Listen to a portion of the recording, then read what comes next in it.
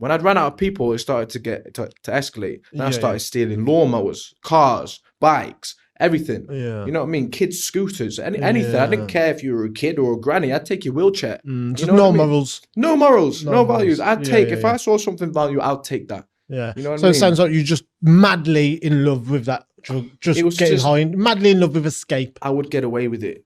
I would constantly get away with it. With the crime, I'm so lucky to not have been caught. You know, like I said, I went everywhere with a mask on, but, you know, I believe in my higher power. My higher power protected me from many situations. You know, I have a strong connection with my higher power. You know, my ancestors are my higher power. You know, my nan, my grandfather, all of them people before me, I believe that they've looked after me. You know, because of the things that I've managed to get away with, the situations I managed to avoid. But that just kept me going. You know what I mean? One thing after another.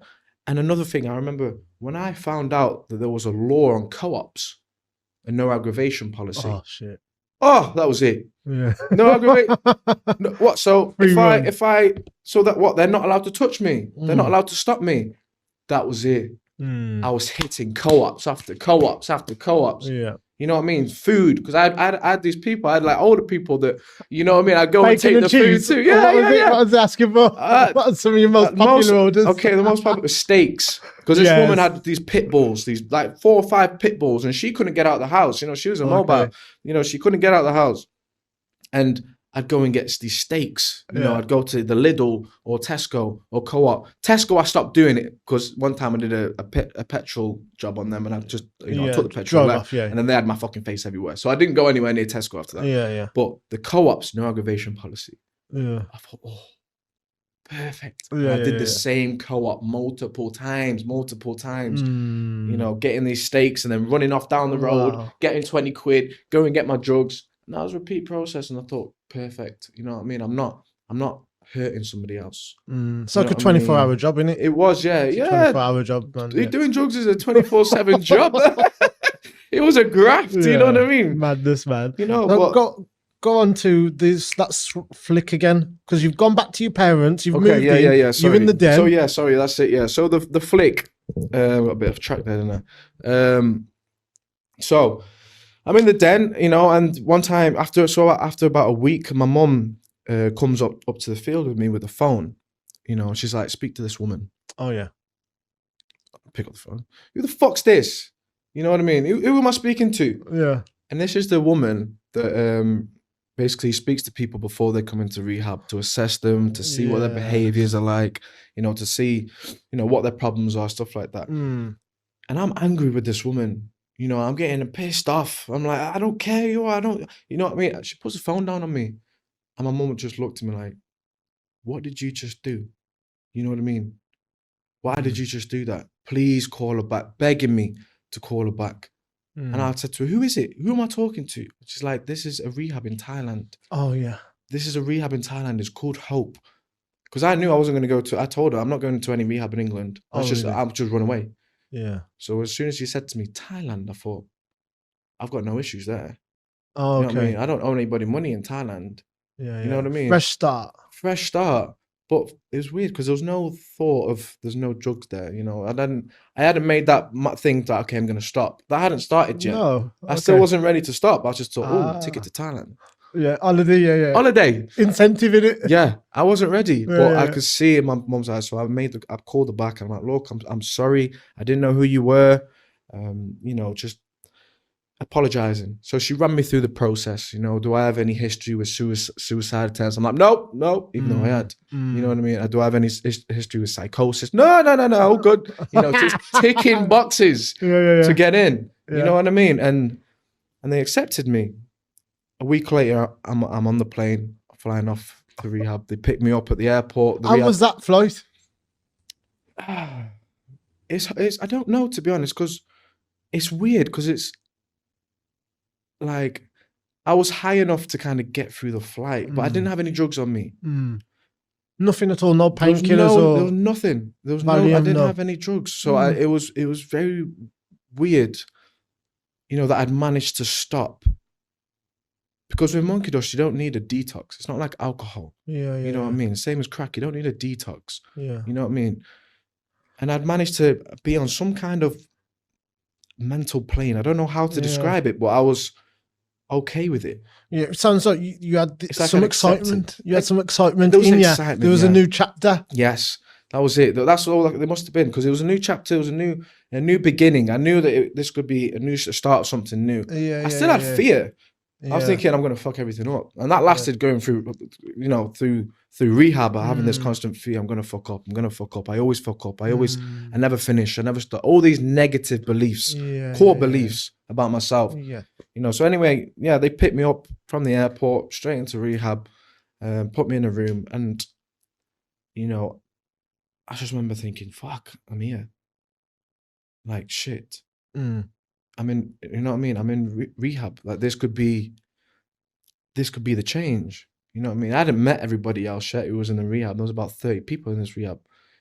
And, it took a while. In them about 2 weeks, 2 weeks to a month, because I was in rehab for a total of 3 months in the primary treatment for 3 months. And then after that, I went into a sober house for 3 months, right? Okay. But in the first month of me being in that rehab, I still had my street behaviors. I still had my old mentality. You know what I mean? Within the first or second night, I got up to the kitchen, grabbed a knife and put it under my pillow, because I didn't trust people. You know what I mean? And it wasn't until I started going into the group sessions and to the therapy session, the counseling sessions, and doing all these things that they were doing, I got them feelings again from my childhood. I don't fit in with these people. You know what I mean? These aren't my people. These people look too good. These don't look like addicts. You know what I mean? This is a private rehab. It's expensive. How much was it? So it was £7,000 or dollars, £7,000, I think, per month. And I think it decreases each month to buy a little bit. You know what I mean? I think it was a total. So my rehab, I think it was a total. My mum had just the amount of money, the exact amount of money that she needed to put me in. Yeah, she made that very clear to me that, look, this is a one-time thing. This ain't gonna happen again. Yeah. She had 17, I think it was £17,000. 17? Yeah, £17,000. And you've done 3 months? I've done 3 months. And then wow. And then there was an additional cost of the sober house as well, because I had to go to sober treatment. So there was more money there. I don't know where she got the money from that, but she managed to find a way. Wow. You know what I mean? She carried on working and doing whatever. I don't know if she borrowed money, but she found a way. Because I said to her, after 3 months, I'm like, I'm not ready to come home. I don't want to come home. Because I'd kind of moved past it. The obsession to use had started to lift. And I had all these fears still in my head that if I go back, I know where I'm going to go back to. Square one. You know what I mean? But, anyway, so about, 2 weeks to a month in, I still had these old behaviors and these, street mentality, blah, blah, blah. But I started to eat 3 meals a day. I started to sleep on time, getting more than 20 minutes sleep. Started to sleep more. So then naturally I started feeling better. I started looking better. I could look in the mirror again without breaking it. You know what I mean? I started to like myself a bit more. I liked how everyone else was treating me and talking to me and interacting with me, and I started feeling a bit safe. I started feeling a bit of safety. You know what I mean? Within the rehab. Dopamine levels seem to have leveled out. Yeah, they started to level out. But I still wasn't perfect. You know what I mean? There were still rules that I'd broken. I broke most of the rules in the rehab. Oh, yeah. They said no sex in the rehab. Yeah. I acted out. They said, no drugs in the rehab. I'd found weed. Oh, yeah. You know what I mean? Those things, and no aggravation. I was angry towards, the managers. I was angry towards all the clients. I'd threatened clients. This was like the first month when I still didn't trust people. And on and off, I didn't like. But that started to drop when I started to share. When I started to share my story and what I'd been through, it was the first time in my life where I felt like I'm not alone. Like, really felt like I'm not alone. You know what I mean? It's like I haven't searched for these people. Like, these people have found me.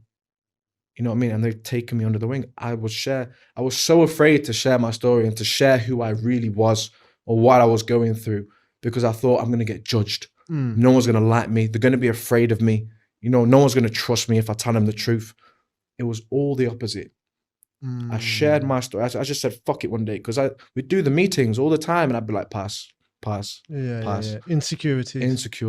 And one day I thought, you know what, fuck it. If they don't like me, they don't like me. You know what I mean? I'll just go back to how I was. And I shared, and it just all came out. Just straight from the gut. Like it wasn't coming from my mind. It was coming straight from my gut and from my heart.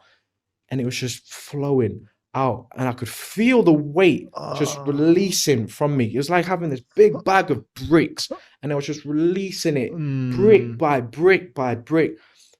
And at the end, after I shared my story, everybody was just started clapping. Oh, beautiful. Everybody was clapping. And I'm like, what's going on? What's this? You know what I mean? I was still a bit shocked. I was emotional. I'm thinking, because I think this was the first time of feeling shit. Like these people, they're accepting me. That was your first proud moment. That was my first proud moment in years since swimming. You know what I mean? The last time I made someone proud was my dad when winning a gold medal. That was the last time. And then in rehab, I was getting wow. And I was thinking, how am I getting a round of applause for sharing the truth of me being such a disgusting human being? You know what I mean? I was a vile person. I've just shared all that, and people shared back to me. They're like, I identify with you. I did the same things. Vulnerability, isn't it? You showed your vulnerability. I exposed myself to a whole new... I'd never exposed myself not to anybody like that. And I exposed myself to 30 people in one go. You know what I mean? It takes a lot of courage. That's why, isn't it? It was hard. It was so hard. I was so scared because I liked the way that people were treating me before I shared my story. I liked how they interacted with me. And I was thinking, if I share my story with them, I'm going to lose all of this niceness. You know what I mean? Instead of focusing what you could have potentially got and made the connection with them as you did. Yeah. Flawlessly. That's it. But after that, it grew even bigger. People came up to me after, people supported me, people, you know what I mean? And that's when I thought, these are my people. You know, and I think, and this for a fact, this is what has kept me clean now for 2.5 years, is knowing that I have my people.